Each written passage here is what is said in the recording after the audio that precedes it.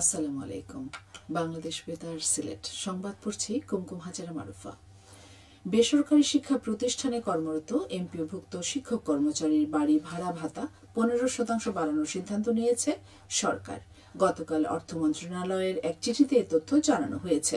সরকারি বিদ্যমান বাজেট সীমাবদ্ধতা বিবেচনায় আগামী 1 নভেম্বর থেকে বাড়ি ভাড়া ভাতা মূল বেতনের 7.5% হারে সর্বনিম্ন 2,000 টাকা এবং 2026 সালের 1 জুলাই থেকে অতিরিক্ত আরও 7.5% সহ মোট 15% হারে সর্বনিম্ন 2,000 টাকা নির্ধারণ করা হয়েছে। শর্ত হিসেবে বলা হয়েছে, পরবর্তী বেতন স্কেলে বর্ণিত অতিরিক্ত সুবিধাটি সমন্বয় করতে হবে। এর ফলে আন্দোলনরত বেসরকারি শিক্ষা প্রতিষ্ঠানের এমপিওভুক্ত শিক্ষকরা নব উদ্যমে শ্রেণীকক্ষে ফিরবেন বলে আশা প্রকাশ করেছেন প্রধান উপদেষ্টা অধ্যাপক মোহাম্মদ ইউনূস। রেলপথের লেভেল ক্রসিং গেট সমূহের পুনর্বাসন ও মান উন্নয়ন সহ 13টি উন্নয়ন প্রকল্প অনুমোদন করেছে জাতীয় অর্থনৈতিক পরিষদের নির্বাহী কমিটি।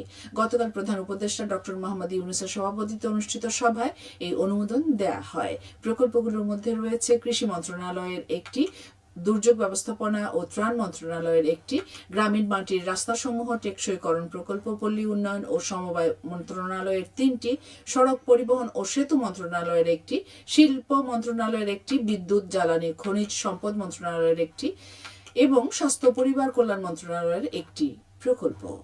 এসব প্রকল্পের ব্যয় হবে 1,988 কোটি টাকা।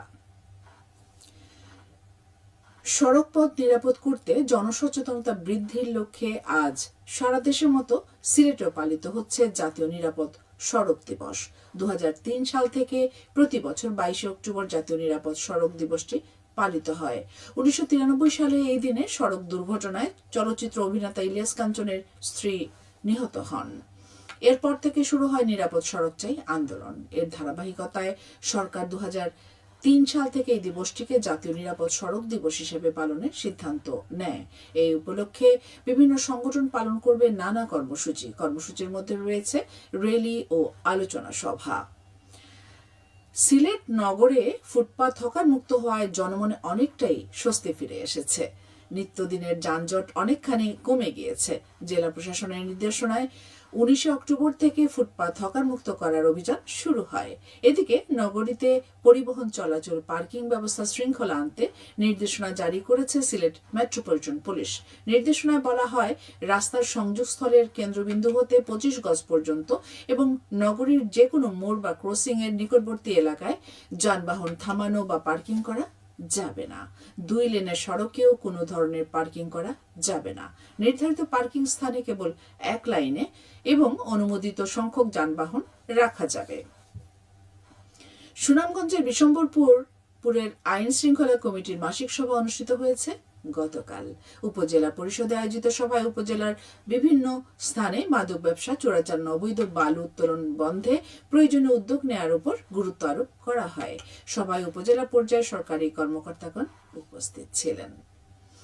প্রাথমিক শিক্ষার মান উন্নয়নে মেধা যাচাই পরীক্ষা গতকাল মৌলভীবাজার বড়লেখা উপজেলায় অনুষ্ঠিত হয়েছে।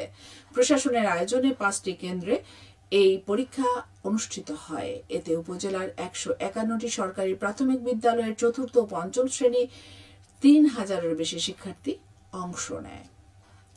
গ্রাম পুলিশ সদস্যদের মাসব্যাপী বুনিয়াদী প্রশিক্ষণ শুরু হয়েছে গতকাল মৌলভীবাজারের কমলগঞ্জ উপজেলায়। জেলা প্রশাসক মোহাম্মদ ইসরাইল হোসেনের উদ্বোধন করেন। জাতীয় স্থানীয় সরকার ইনস্টিটিউটের সহযোগিতায় উপজেলা প্রশাসনের আয়োজনে এতে 10টি ইউনিয়নের 40 জন সদস্য অংশ নিচ্ছেন। মৌলভীবাজার বিএনএসবি চক্ষু হাসপাতালের বহুতল হাসপাতাল কাম প্রশাসনিক ভবনের নির্মাণ কাজ এগিয়ে চলেছে। এতে ব্যয় হচ্ছে প্রায় 9.5 কোটি টাকা। প্রকল্পের আওতায় 10 তলা ভিত বিশিষ্ট 8 তলা হাসপাতাল কাম প্রশাসনিক ভবন, নারী পুরুষের জন্য পৃথক 300 শয্যা, 12টি কেবিন, 2টি লিফট, জেনারেটর সহ আনুষঙ্গিক কাজ অন্তর্ভুক্ত রয়েছে। প্রকল্পটি বাস্তবায়িত হলে প্রশাসনিক ও দাপ্তরিক কাজ, রোগীদের হাসপাতালে ভর্তি থেকে সেবা গ্রহণ সহ অন্যান্য সুযোগ সুবিধা বৃদ্ধি পাবে। এলজিইডি এই প্রকল্প বাস্তবায়ন করছে। সবশেষে আবহাওয়া। সন্ধ্যা 6টা পর্যন্ত পূর্বাভাসে বলা হয়েছে সিলেট পার্শ্ববর্তী এলাকায় আজ কোনো সতর্কবাণী নেই এবং কোনো সংকেতও দেখাতে হবে না।